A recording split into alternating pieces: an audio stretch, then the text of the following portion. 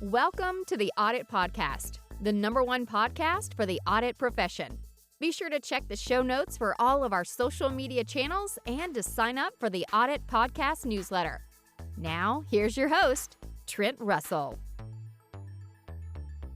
This episode is brought to you by Green Skies Analytics, an audit analytics service provider that works with internal audit departments that have data analysts and are still frustrated with trying to make analytics actually work, aren't getting the expected ROI, who can't break through the communication barrier between the analysts and the audit team, and those that need experienced direction for an audit analytics strategy and process. Those that feel like they've wasted time and money on trainings, aren't getting the value they want, not prioritizing the highest risk areas for the organizations, or have projects that seemingly never get completed. Do you deal with any of that? If you do, go to the show notes of this episode and click the Green Skies Analytics link, or go to greenskiesanalytics.com to schedule a call and understand how Green Skies Analytics makes analytics actually work for internal audit.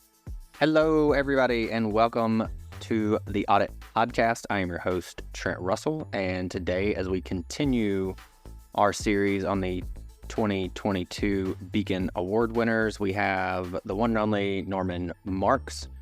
For those that are not familiar, super impressive resume, background, thought leader, has been recognized by Richard Chambers, former IA CEO and president, the one who puts the Beacon Award winner list together, as a Beacon Award winner, thought leader in audit every year that Richard's put that list together. I believe it was last year, said if there was to be one thought leader in the space, it would likely be Norman. I would agree. Amongst all those, if you are not familiar with Norman's blog, just Google Norman Marks blog, you'll find it. We'll have a link in the show notes as well. It's probably the single best resource to learn and understand how all of this works. If I was a CAE, I would make it required reading for every single person on the team. I told Norman, I can't remember if it was off camera or not, or during the recording or not, I was like, I read about 80%. So I'm a little hypocritical there. I don't read 100% of them. But if I was a CAE, I would definitely make sure everyone read every single one. There's a post that comes out twice a week. Always very informative. The comments, Norman's very good about interacting with those and giving his thoughts. So if you disagree, let him know. That's honestly some of the best stuff. So like, no, that's a terrible opinion. We totally disagree. And then Norman comes back and states why he's right most of the time. So anyway, it's a pretty just open conversation. There was a handful of questions that we covered, and then we just kind of hung around and talked about those questions and kind of went back and forth. But some of the things that we hit on is what is in Norman's browser history. And then I asked him to fill in the blank, the best CAEs, ... or I guess blank in that scenario. I was going to ask follow-up questions of, okay, the best managers, ... the best staff, ... But he kind of crushed it and covered all those with the one question. So we're good there. And then lastly, we kind of did a role play of, hey, I represent the organization, or the audit committee, I'm on the board, whatever. And you're the CAE, and I tell you, hey, go do cybersecurity audit. Cybersecurity, ESG. I forget who we're talking to a while back, I think earlier in their year. And the question was something like, other than ESG and cybersecurity, what is the board talking about? What do they care about? Because that's all anybody's talking about. And so knowing that, it kind of seems like a lot of folks, especially when it comes to cyber, go, hey, that's a technical thing. I don't understand it. I know it's a big deal. It's all over the place. So, hey, audit, just go do that. And so I want to get Norman's thoughts on, if you got told or asked, hey, go do a cybersecurity audit, how would you discuss that with the organization? All right, here we go. I had a guy, he's not audit related. He was a keynote at the GRC conference a while back. And he did come from KPMG or something. And he was just like, I mean, he's a good, you've seen a lot of keynotes. Some of them you just go, how did you get this job? But there's other that you go, you were like born to do this. That's Sean, that's who he is. And so anyway, we had him on and I was kind of shooting the shit with him and asked him like, what what questions would you ask a host? And he said, I would want to know what was in someone's internet browsing history. And I thought it's kind of interesting. So without being, there's kind of a balance. That's a pretty personal question on some level. But if we looked at your browsing history, what would be in there? Interesting. And a very interesting question. Possibly the second most interesting question I've had over my career. The most interesting was when I was interviewing with the chairman of the audit committee at the Tosco Corporation. He asked me what I was reading. Mm-hmm. And that really set me back because he wanted to know how broad my thinking was and my vision. And he was looking for me to be reading not only newspapers and magazines, but current events, discussions, and not necessarily technical. So what's in my browser? Actually, you would be surprised, I think. I'm doing an audit, and I've written a little bit about this just this week. I'm doing an audit for my wife's church. Mm-hmm. And one of the things I'm looking at, and I really don't know how many internal auditors do this, but I'm looking at the adequacy of tax reporting. And, I swore a long, long time ago after I got my chartered accountancy qualification, when everybody else was doing the tax accountant or tax auditor professional certification in England, I swore I would never do that because I hated taxes. Yeah. So I do taxes for myself. I actually do taxes for one or two other people. But here, as I was looking at the financials, I was bringing out my inner accountant. And what you'll find in my browser is searches for IRS guidance on the capitalization of property and unrelated business income. So that's what you're going to find in my browser. It's what are these interesting things? So one of the greatest definitions I've heard is the definition of a wise person. Mm. And I've forgotten who it was that wrote this, but a wise person is somebody who knows the limits to their knowledge and the vast extent of their ignorance. Mm-hmm. And I think this applies to all of us, and especially internal auditors, frankly. And this is also something I've been focused on over the years, which is that we tend to think that we have the answer, and we close our ears, we close our minds to the possibility that there's a need to take the risk, that management may actually know better than we do whether there's a risk or whether something should be taken and what the response should be. So this is actually something that I'm a big, big fan of Tom Peters. I'm sure you know of him and In Search of Excellence and other wonderful books that he has written. One of my favorites was In Pursuit of Wow, which I actually wrote an article for the Internal Auditor magazine about Wow internal auditing. But he and I had a conversation because he started talking about the pet subject of his, which is managing by walking around. And one of the things I tell internal audit practitioners is to listen rather than talk. Find every opportunity to listen and learn rather than talk and preach. And show humility. And internal auditors need to be auditing by walking around, because that's the way in which they actually get to understand the business, by going out and showing their imagination and curiosity. How do you do this? Why do you do it this way? And it's not necessarily something that's in the scope of the audit, but just to understand the fundamentals of the business.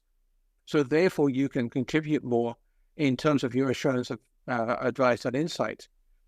But what I told Tom is that instead of managing by walking around, he should be managing by listening around. And he bought into that totally. Unfortunately, he continues to talk about managing by walking around because everybody is familiar with that. Yeah. That ends. But too many executives, and I've seen this as well, they go managing by walking around, and they go and they talk at people, but they don't enable themselves to listen to people. And if you think about it from an internal audit point of view, from a risk management point of view, the inability of the leadership to hear what is happening in the business, to hear what is of concern to the janitor, to the accounts payable clerk, to the supervisor of building facilities, is a risk, if you like. They're not seizing the opportunity of finding ways to improve operations. And especially these days with people wanting to be heard, people wanting to be recognized, the newer generations, such as yourself, Trent, want a little bit more to be about them and satisfying their personal needs. It's not about always doing what is right for the company or for the organization. And anyway, well, I'm sort of going off at a tangent here, but I think the fact that a lot of people maybe leaving the organization, maybe dissatisfied, is something that internal audits should be concerned about, and retaining the people necessary to lead the organization to success. Yeah. There's some people when they go on tangents on this show, I already know in my head we're going to cut it, you know? Well, we're just going to let that roll. There's nuggets of goodness all throughout your tangent, so feel free to go on whatever tangent you like. But there's a couple things from that I noted. So listening, if someone's thinking about how do you do that, or even a way to get better at it, 70-30 is a really good way to think about that. So listen 70% of the time, talk or ask questions 30% of the time. That's what's helped me in the past. Go, all right, you're talking too much, shut up. It's clearly been more than the 30%. So that's what's helped me listen better and ask better questions, is to go, I feel like I've been talking more than 30% of the time. Your definition of being wise, if I've learned anything from the show, it's how little I know.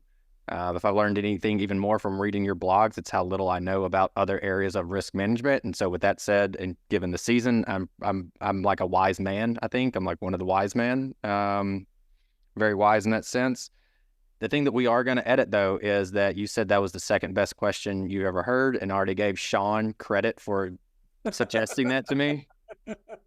So we're going to wipe that part out, and then everybody's just going to assume that I asked you the second best question you've ever been asked. But anyway, I say that jokingly. I am curious, though, before we hit the record button, I said, Norman, I know you know the details and you can answer practically any question that we have, down to kind of like a staff level type of executing on a given control or whatever it is. But I respect your opinion that you have developed over the years, that I feel like the most value we can give the listeners is for you to provide that like high level, almost mindset, as opposed to, okay, well, this is what we should do about ESG, or this is where they got it wrong with the standards, or whatever that is, that I feel like is, if nothing else has been discussed in your blogs and amongst other thought leaders. And so I almost feel lazy asking questions like this, but fill in the blank for me. The best chief audit executives.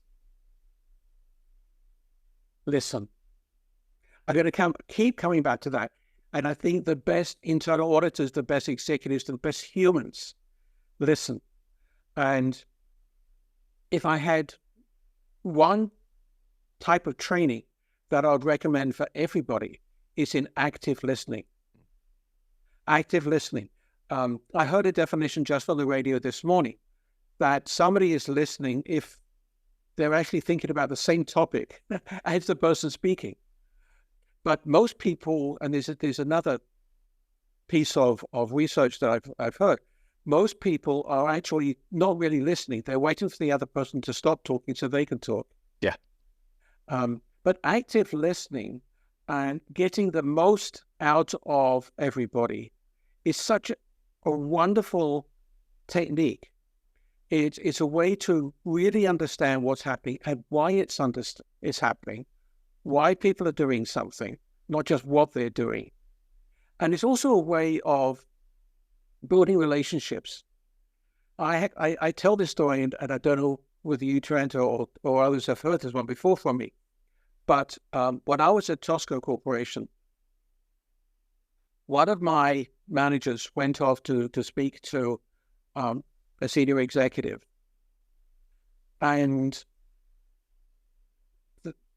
a couple of hours later, that executive gave me a call praising my auditor and saying he's the most wonderful auditor. I love having him. He understands the business. He understands what we're trying to do. And I think he will be a great partner for us, helping us make sure that we're doing the right thing and giving us ideas on what we need to do going forward. So congratulations on hiring him. I thought, great. This is the kind of feedback I want to get from executives, right? 20 minutes later, I talked to that manager, bringing him into my office and congratulate him for obviously having this excellent conversation and building this new relationship with the senior executive. And he looked at me totally puzzled. What? He said that? No. I sat in there and he talked and I hardly said a word the whole time. I was just listening to what he said, and occasionally I'd ask a question. But I don't think I went in there. If I went in there with any specific questions, I'm not sure I actually got to ask them. Mm-hmm. But I just listened to what he had to say, and I learned so much from him. And he was very happy that he built that relationship, and now he could go in and ask those questions. Yeah. But the point being that if we just open our minds, open our hearts to, and certainly open our ears to what is being said. The other thing is that active listening, and I went to an American Management Association training class, 3-day training class on listening. Actually, it was an effective management, but listening was a major part of it. And at one point, I surprised the leader, the trainer, by saying that we should be listening with our eyes. Because if 80% of communication is through body language, nonverbal body language, we really should be listening with our eyes. Now, just this week on this audit of the church, one of the things that I started thinking about was the different personality types that you deal with when you're auditing. And there's this one gentleman, and his voice was accommodating, was welcoming, but his eyes and his body language said, "Why are you wasting my time?" Mm-hmm. Right? And the ability to listen to that makes you, as an auditor, or as professional, or an executive, or human being, more effective, because you can recognize that and adapt what you're saying. But certainly active listening with mirroring techniques, asking the right questions, is so important. So coming back to your question, the most effective head of internal audit, that is one of their skills. Another one, picking up on a theme of Tom Peters, which is one I'd 100% believe in, is treasuring your people. Okay? Give them respect. You don't have to like them, but respect them and listen to them and empower them, giving them what they need to be effective. So you may need to spend more or less time with them, depending on what they need. But even sometimes the most effective members of the staff need your attention. They need recognition, right? People talk about how lonely they feel, even though they're surrounded by a bunch of others, because nobody will look at them in their eye. Nobody will give them a smile. As the head of internal audit, we are most effective, as with any executives, through the work of our people. And a top executive recognizes that it's his people that make internal audit effective, not him or her. And I don't think we do enough of that. The third thing is we really need to be providing the assurance, advice, and insight that the executives need to our organization. There's one sentence in the draft Global Internal Audits standards, the new one, that is buried in there. It's not in the purpose statement. It's not anywhere other than in the governance section. And it says internal audit needs to give the governance body what they need. And if we took that and put that right on top, and we say that the head of internal audit gives the decision makers, the executives, the board members, what they need to do their job in terms of assurance, advice, and insight on what matters, then we're going to be hugely effective. Now, in order to do that, you've got to come back to number 4, which is focus on what really matters. Too many auditors bury brilliant nuggets of gold in a mass of trivia. They write audit reports with a bunch of things that don't really matter to the top executives, and that makes it more difficult for them to read it. If there's only one really important thing to say, only to say one thing. You make it more. You got to make it easier for your customers to consume what you have to say, to understand what you have to say, to hear it, to ask you questions about it.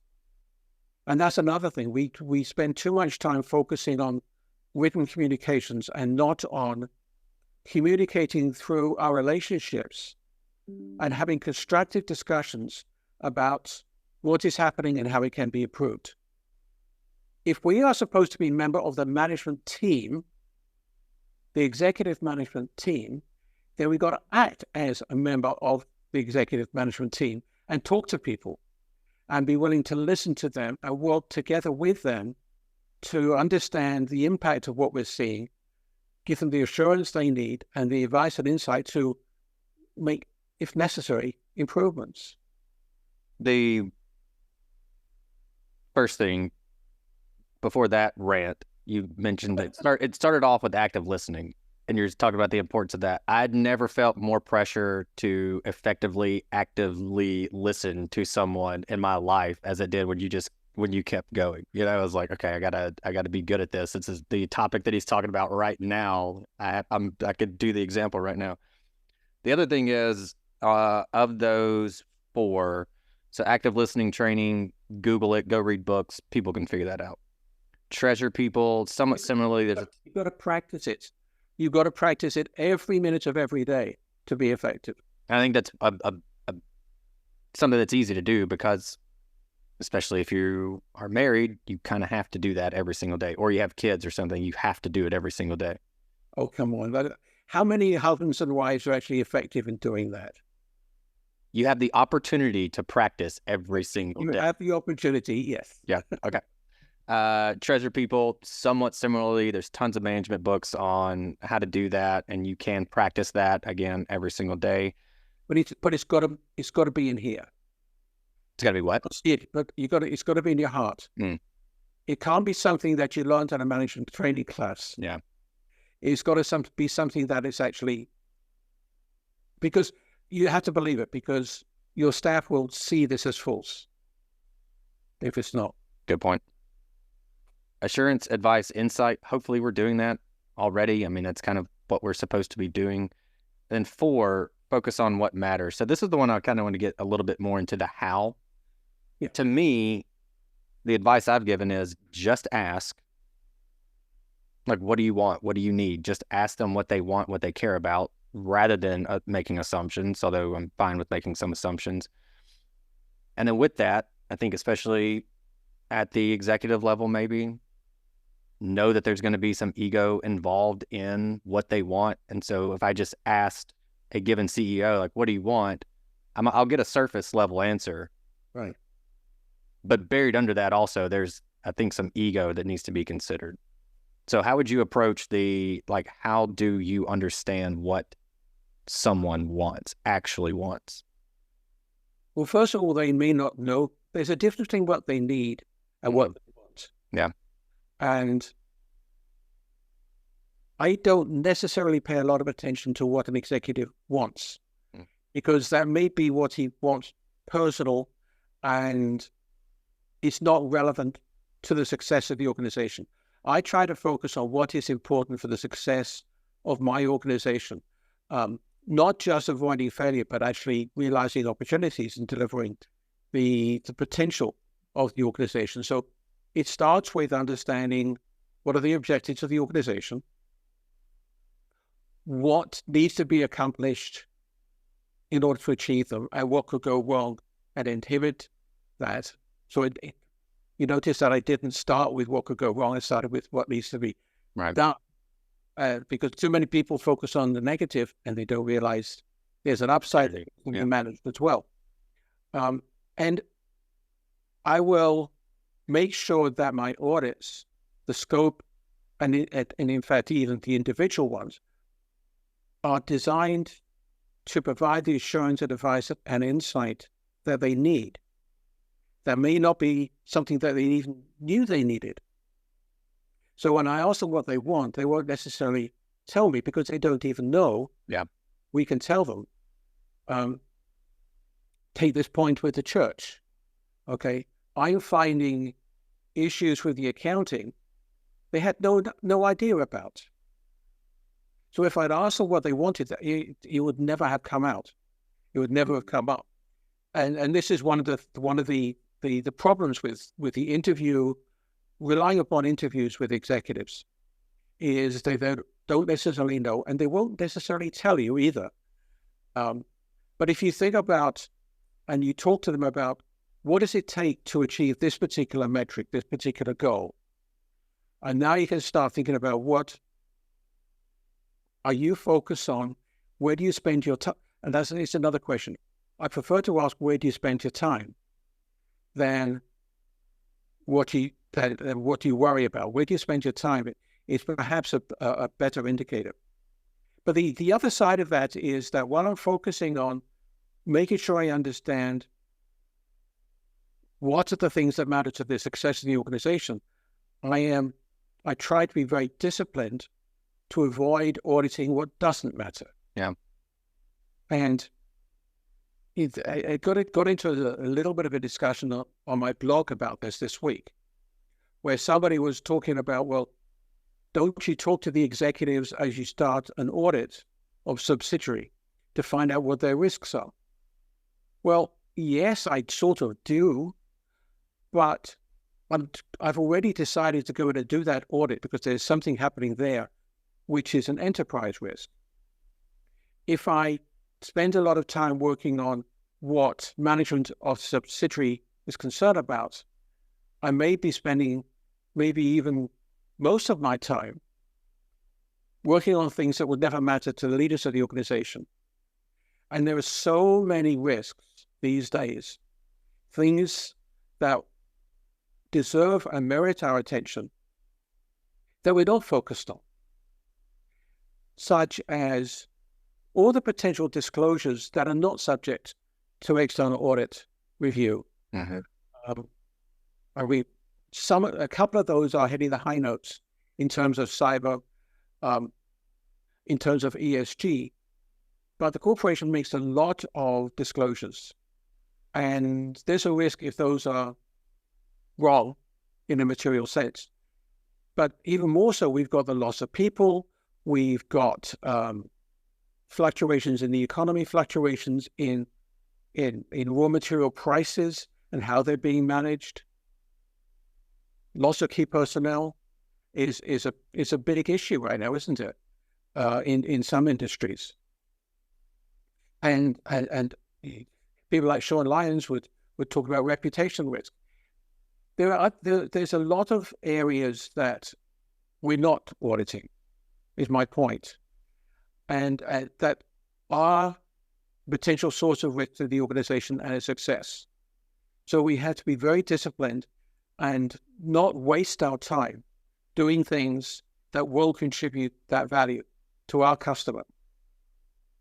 And that brings me back to another of my pet peeves, which is that we spend too much time doing audits the way we've always done them. And we're doing things that, and spending time which doesn't have a direct value to our customer. We're not going to get sued for internal audit work. We're not the external auditor.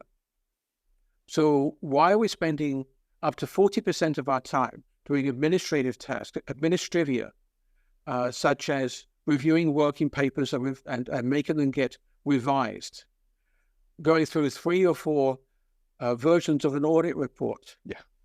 Okay. Why are we following up on audit findings? Okay, when management has already committed and management owns the responsibility, or even doing a follow-up audit. Some people are still doing cyclical-based audits. They're doing audits year after year of the same area. Well, if that's necessary, that means they failed each time.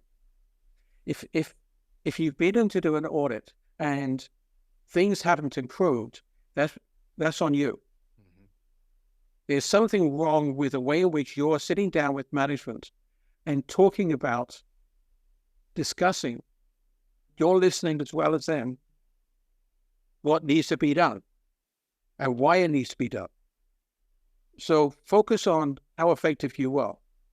And that brings back to another point I made just recently, which is understand the risk to internal audits and the value you're delivering. But I've gone off on a number of tangents here.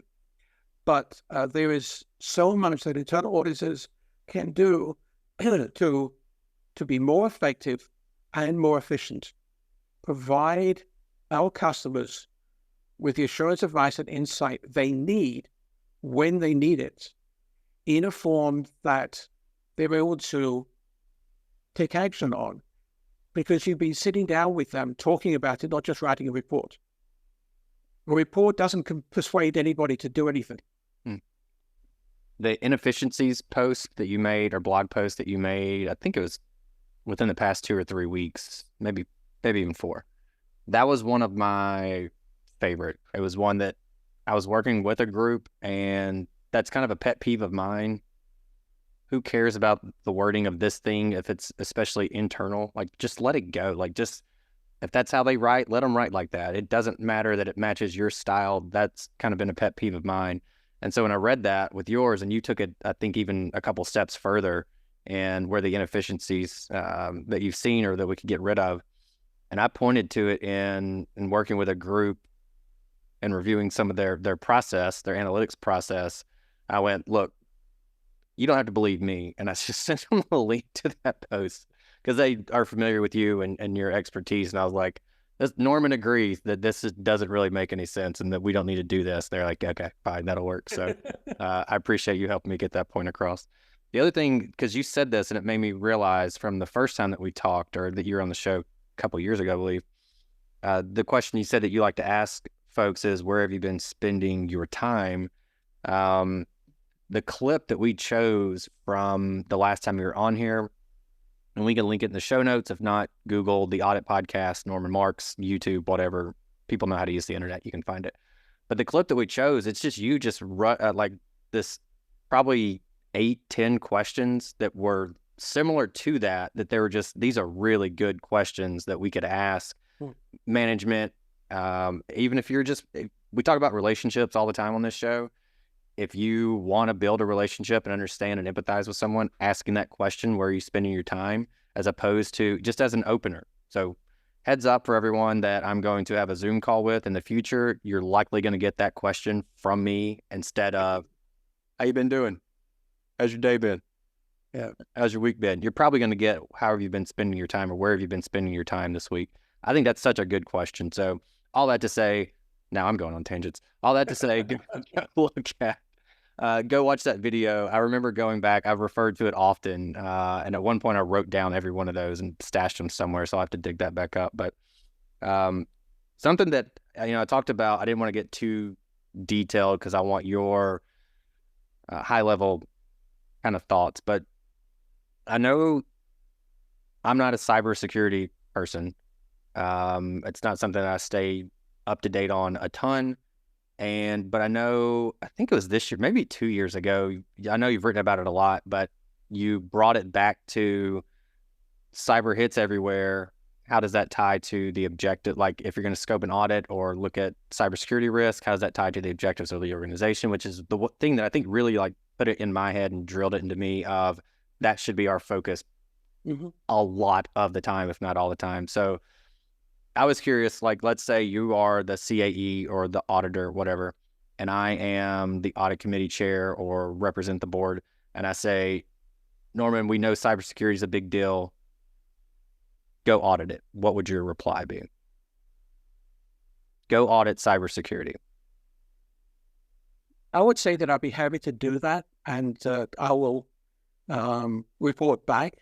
The first thing that we need to do is understand what the risk represents, how big the risk is, because and I'll lay some statistics out in front of them that shows what the average cost of a cyber attack really is, and how most of them are like $1 or $2 million in total cost, and then I would talk. I wouldn't get into it too much then, but my next step would be to go to talk to not the Chief Information Security Officer, but Chief Information Officer, the CIO, and a lot of Chief Information Security Officers don't like reporting to the CIO because the CIO is a business-focused person. It's the good ones. They not only have the technical background, but they understand the business. And I would want to talk to the CIO about how concerned they are about the possibility of a breach and how it would impact the organization and its effectiveness, its ability to deliver products and services and do everything else that the company needs to do. Because what the surveys have shown is that most CIOs don't want to invest in cyber. Not to the extent of the information security people, because they can see that the risk is actually relatively low and that they need that budget for other things. So the first thing I would definitely do is understand, as you said, how would a breach affect the business? And let's make sure that an appropriate risk assessment has been done. Now, if it's been done following the NIST or ISO guidance, that's not going to work for me because that is technical. It results in understanding the risk to information assets instead of understanding the risk to the business. And there's a huge difference there. We need to be able to translate it back in terms of the risk to the business because the business only has so much money to invest, whether it be into cyber or into marketing or into inventory management or anything else. So my goal would be to be able to report back to the chair of the audit committee whether an appropriate level of investment is being made, whether they are receiving business-focused risk assessment information. Because, and again, I talked about this at multiple times on my blog, but the surveys show that while members of the audit committee, members of the board are concerned about cyber, they don't understand the risk. And so they can't really judge whether it's been done properly or not. And I think the head of internal audit has a great opportunity to help the technical management bridge to the business management and then bridge to the board and make sure everybody is on the same page and understanding what the level of risk is and therefore how that level of risk needs to be addressed. Because sometimes you need to accept that something will happen because almost, there's very few organizations that have the technical skills and resources to prevent a breach. But almost everybody can have procedures to respond to one and perhaps to limit the damage that is done. So that I would definitely take that on because I understand the risk, but my goal is to help them put it into perspective, help them to understand the technobabble that is coming out of the CISO and sometimes the CIO, and to put everything into context. And that I would absolutely involve the CEO in that discussion, because he will love to know just how much risk he is taking when it comes to cyber, because most CEOs won't know that. They just as concerned as the board. They're getting pressure from the board, they're getting pressure from the technical people, and they're sitting in the middle. And that's what I wanted to ask, is because you hit on it, is that they likely don't understand. They know they need to do something, but don't understand the risk, and probably don't especially understand the tech piece. And so I feel like I dumbed it down a little bit to say, hey, I represent the organization, you're the CAE, go do cyber, because I feel like that's basically what's being told is, okay, go do ESG, just go audit ESG, or go audit cyber, and then tell us that we can sleep easy at night, which can be a little difficult. Excuse me for interrupting you about that, because this is a situation where the CAE needs to be thinking about, what does the organization need from me? How can I help them most? Do I help them most by writing an audit report that says that cybersecurity is not adequate? They still won't know how much to invest, and they may overinvest and limit their investment in revenue-generating opportunities. But if I can help them understand, if I can move the organization into improved risk assessment processes, not just in cyber, but all technology-related risks. In fact, why not all risks and opportunities? That should be the scope and the purpose of the head of internal audit, is to help the organization succeed. And they should always be thinking about, what can I do more of, what can I do less of, in order to improve the value that I'm providing to the organization. And it's not necessarily how many findings I'm having. It's not even necessarily how much money I'm saving through process improvements. It's how am I affecting the likelihood of the organization to be successful. This is, people talk about wanting a seat at the table. Mm-hmm. And you're going to be invited to the table when people see you as adding value. Yeah.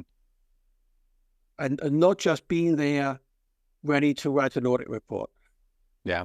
But the head of internal audit, if they have that mindset, and you talked about that at the beginning, it's the mindset of, I am a business person. I'm here to help the organization succeed, not just find faults, not just identify opportunities to avoid open manhole covers, not just to report on people's failures.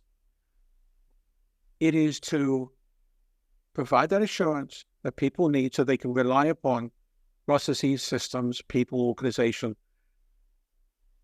advice and insight in different ways. Mm-hmm. And we have to really sit back and think about, how can we do that? And that means sometimes we take on non-traditional audit activities. We criticize management when we ask, why are you doing something? They say, we've always done it this way. That's what we're doing. Our job is not to write audit reports. But that seems to be what most people focus on. Yeah. I have, given the almost theme of tangents between the two of us, I have what might be the most difficult question. Okay. In 30 seconds, sign us off. What do you want to leave the audience with? What do you feel like's the internal audit's biggest issue right now? How could we fix that? Lasting words. If this was, what do you want left on your tombstone? Pick any one of those. Whatever you want your last 30 seconds to be, we can run with that. I think being an internal audit is a wonderful opportunity to be of huge value to the organization. And that means using all the powers of intellect, imagination, curiosity, and our technical skills to understand what is happening, why it's happening, and how it can be improved. And we need to be focused on, how can we best help the organization and its leadership make the right decisions for success, and then deliver that. And we should be open to any technique, any method, any style that will make us more valuable to our leadership, so that you get the kind of message that I got once in my life, which was internal audit provides us with a competitive advantage. I treasure that. Hey everyone, thank you very much for listening to this episode of the Audit Podcast. Whatever platform you're listening on right now, I'm sure there's a subscribe button somewhere, so please hit the subscribe button there. If you're listening through iTunes or Spotify, feel free to go give us that 5-star rating. It only took me about 16 seconds to give myself a 5-star review, and it really helps to get future guests to come on the show, so we'd really appreciate that. Lastly, be sure to check out the show notes and follow us on all our social media channels on Instagram, on LinkedIn, and on TikTok.